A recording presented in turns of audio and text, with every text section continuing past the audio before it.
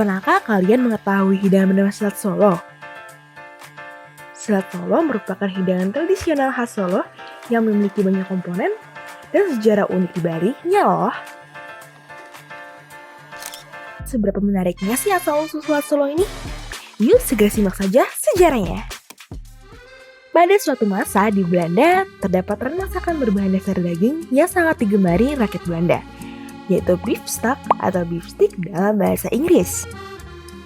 Para kolonial Belanda yang saat itu juga sedang menjajah Indonesia, khususnya di daerah Solo, turut membawa pengaruh masakan beefsteak kepada rakyat Solo, khususnya kaum ningrat Solo. Pada setiap pertemuan, rakyat Solo selalu menyajikan makanan berbahan dasar sayur karena raja tidak terbiasa makan daging. Sedangkan Belanda menginginkan makanan dengan bahan dasar daging. Keluhan kedua pihak akhirnya ditindaklanjuti dengan membuat sebuah hidangan kombinasi antara keinginan Raja Solo dan Belanda. Daging beef stick yang biasanya dimasak setengah matang diubah menjadi daging cincang yang dicampur dengan sosis, telur, tepung roti, dan bumbu-bumbu. Lalu bahan-bahan tersebut dicampur dan dibentuk menyerupai lontong. Lalu dibungkus menggunakan daun pisang. Kemudian adonan tersebut dikukus sampai matang. Dagingnya sudah matang, kemudian diiris dengan ukuran yang cukup tebal.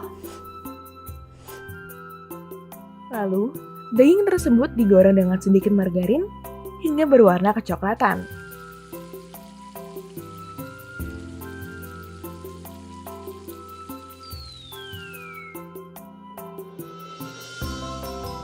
Olahan daging tersebut ditambahkan ardapel atau kentang goreng, bun atau buncis rebus, wortelen atau wortel rebus, komkomer atau timun, ei atau telur rebus, selak atau selada, tomat atau tomat, mayones atau saus mayones, dan soja saus atau saus kecap yang telah disesuaikan lagi dengan selera rakyat Solo. Hidangan ini pun akhirnya dapat dinikmati oleh Raja Solo maupun kaum Belanda.